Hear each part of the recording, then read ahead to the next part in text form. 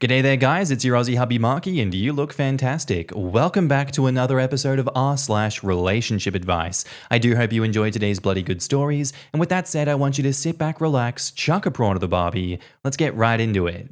Cheers. Am I the asshole for saying I would stay at my mum's if I had to share a room with babies? I'm 16 female. My parents split up before I was born. Custody is I live with my dad most of the time and my mum every other weekend. Plus random staying with her if I want. Recently, my dad got engaged to Hannah. She and her kids are moving in. Hannah's kids' ages are 9, 7, 2, 2, and 2. She is widowed, so they live with her full time.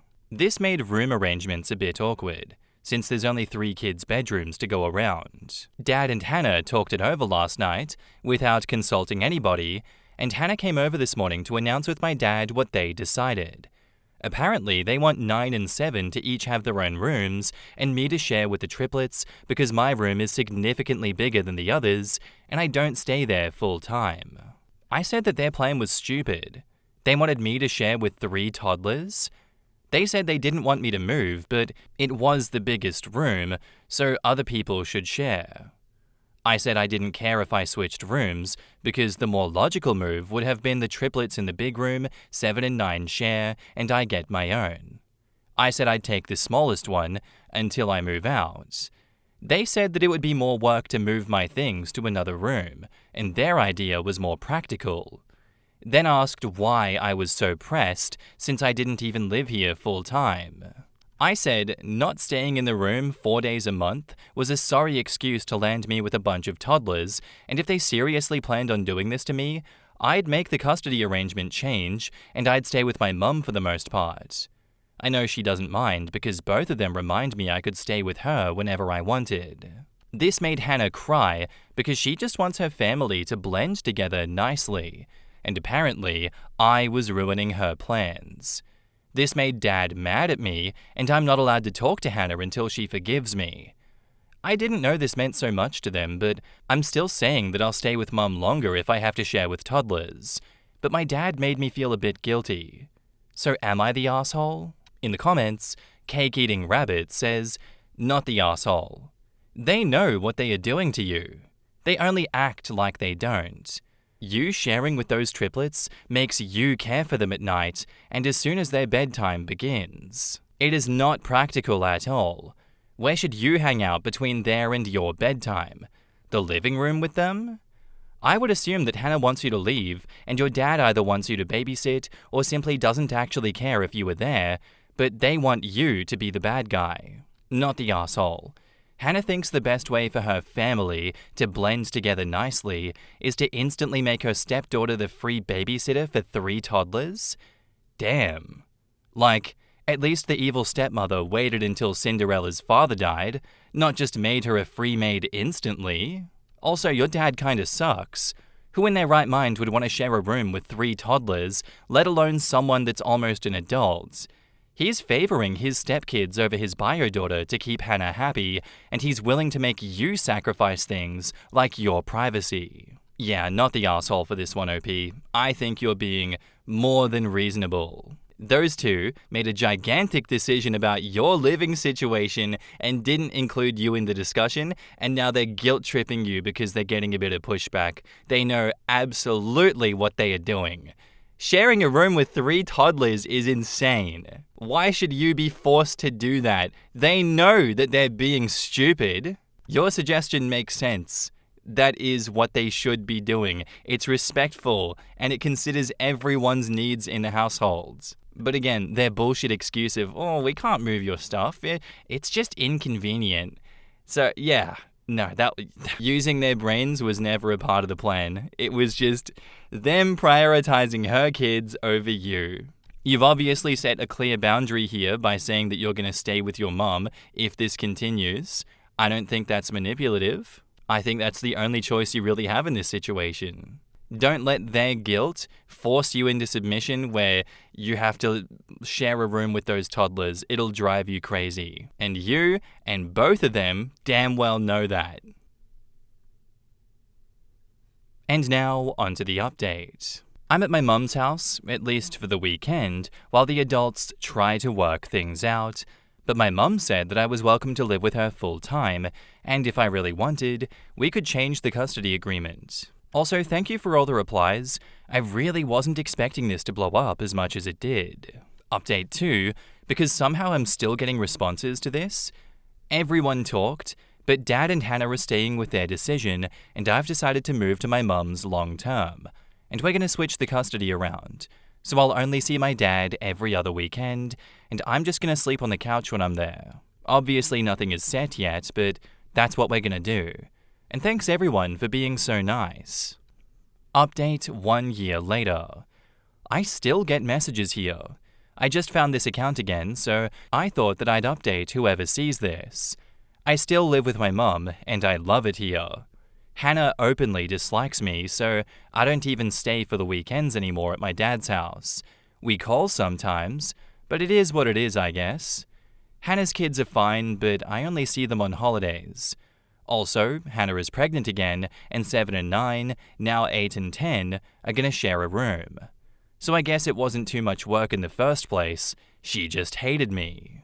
Well, that update says everything you need to know, OP. I think you made the right call. Those two showed you exactly where their priorities lie, and you did what any self-respecting person should have done, removing yourself from that bullshit situation when they always treated you like an afterthought. No thanks. I think it's pretty telling that the moment you left, they managed to make that, oh, it's too much work, bedroom situation change all of a sudden. Isn't that crazy? Yeah, I'm sensing a bit of control and resentment that they had over you, but call me crazy, huh? I'm glad living with your mum full-time, by the sounds, is giving you the stability that you deserve. At least someone can be normal in your life. I think you've handled this whole mess with more maturity than the adults did, at least. Thank you for the story. Thank you for the updates. I hope there's no more blow-ups from this point forward. Good luck. Our next post is by a throwaway account, and it's titled, "My girlfriend is the one. I am going to marry her." My sister-in-law was a nurse who passed away during the pandemic. It destroyed my brother and my nephew. My nephew's birthday is today. My brother is working now, but he was laid off earlier in the pandemic. Our family isn't well off and we don't have a lot, and neither do my sister-in-law's parents, but we were all determined to put together something for my nephew's birthday. This is where my girlfriend stepped up. Through someone she works with at the hospital, she got 2 tickets to a magic game. She gave them to my brother and said to tell my nephew that they were from him. My nephew is a huge Magic fan. The game was yesterday.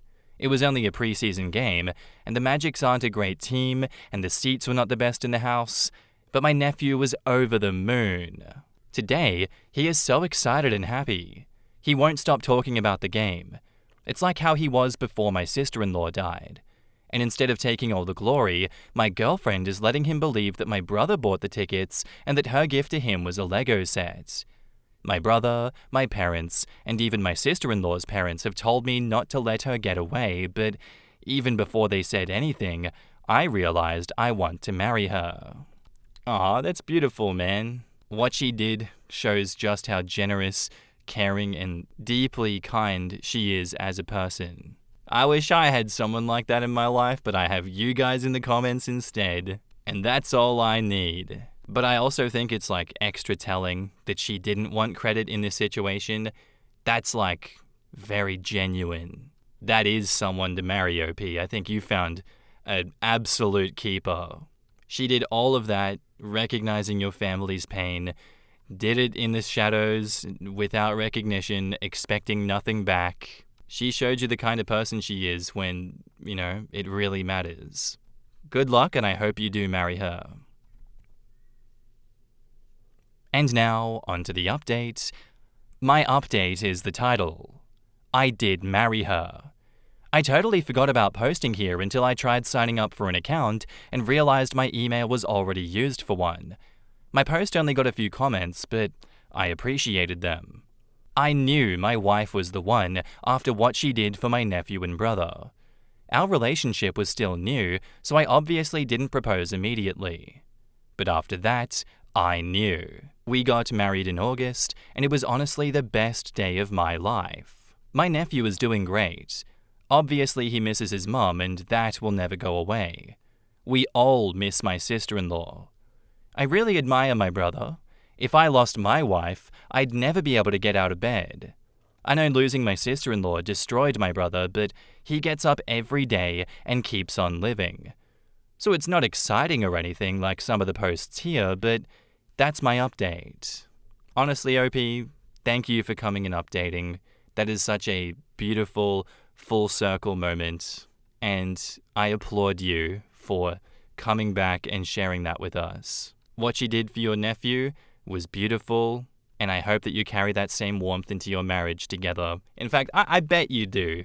God damn it. You don't need any dramatic plot twists for stories on here with your updates. From the tone of it, I just thought that this would be the natural outcome. I didn't think there was going to be cheating or infidelity or any craziness like that. Just good, goddamn wholesome content. Thank you, OP. Our next post is by user Sugar Drenched, and it's titled, "My husband's co-worker expected me to film her wedding for free and then dragged my name through his office when I refused. I'm a 29-year-old female videographer. I do weddings, small events, and promo videos for local businesses. My husband, 34, works at an architecture firm, and one of his co-workers, I'll call her Rachel, got married on last month, Saturday, September the 28th. Rachel told me about her wedding early last month. We met each other at an office barbecue that my husband's firm was hosting. She came over, being very friendly to me, and said, 'Oh my god, I just found out that you do wedding videos. You have to do mine. It'll be so nice to have someone I already know behind the camera.' I smiled and I told her sure. I'd love to send her my rate sheet. My prices are normal for the area. $1,800 for a full day shoot, editing, and a highlight reel. She smiled, said she'd check it out, and that was it. A week later, she texted me saying, 'Wait, I thought since we're basically family through my husband's job, you'd give me a friend's discount or maybe do it as a gift.' I told her nicely that I don't mix personal or work connections with free jobs. I've seen how messy that gets, especially with people connected to my husband's office. She read it and didn't reply. Days passed, and my husband came home from work looking uncomfortable. He said, 'Hey, just a heads up that Rachel's been telling people that you're doing her wedding video.' I was stunned because he knew that I hadn't agreed to anything. I texted her asking why she had said that, and she replied, 'Oh, I just assumed that you'd changed your mind. I've been so stressed, I just figured that you'd understand.' I told her clearly that I wasn't available that weekend and had already booked another client.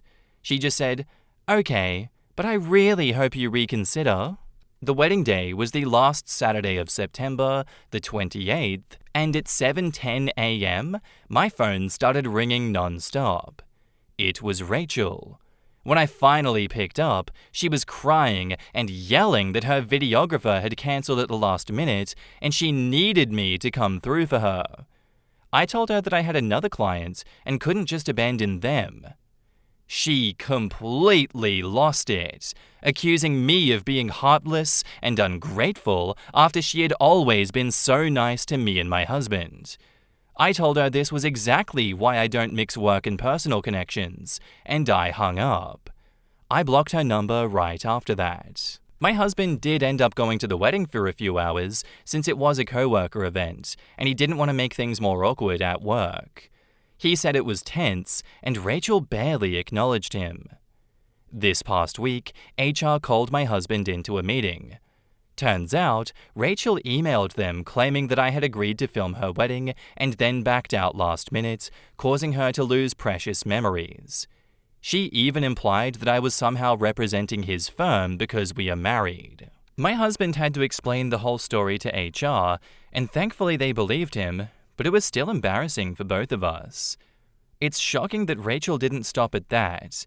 She made a Facebook post that night complaining about unprofessional videographers and tagged my business page.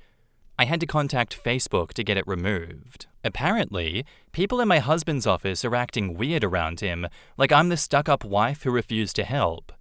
I've worked hard to build my name and reputation, and I'm furious that someone else's entitlement could threaten that, all because she didn't want to pay for a service. Some people really think knowing someone equals owing them. In the comments, if I was your husband, I would file a complaint with HR about Rachel's harassment.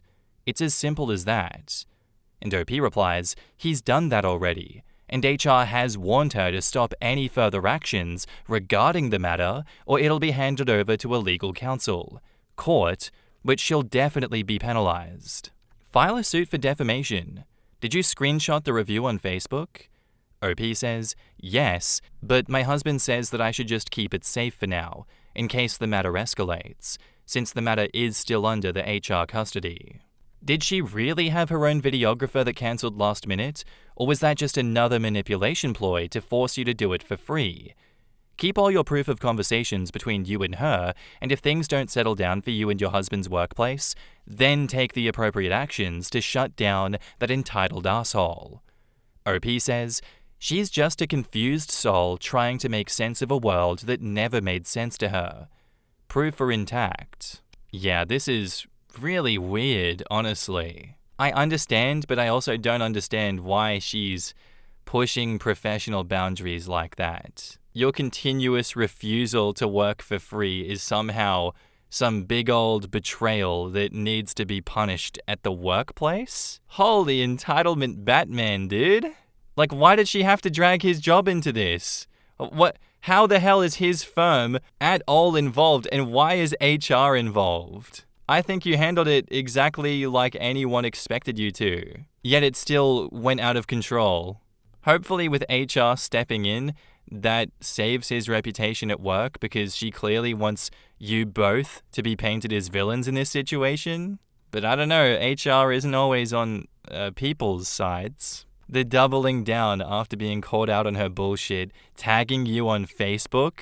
Delusional, absolutely crazy delusional woman. I think she's a confused soul too, OP.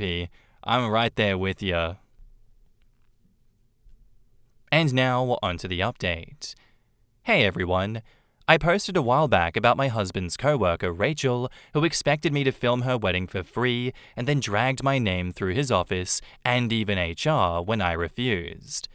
I wanted to give a quick update since a few people requested it. So, Rachel actually apologized. Apparently, after HR looked into everything and my husband explained the full story, with messages to back it up, they made it clear that she had crossed some serious line.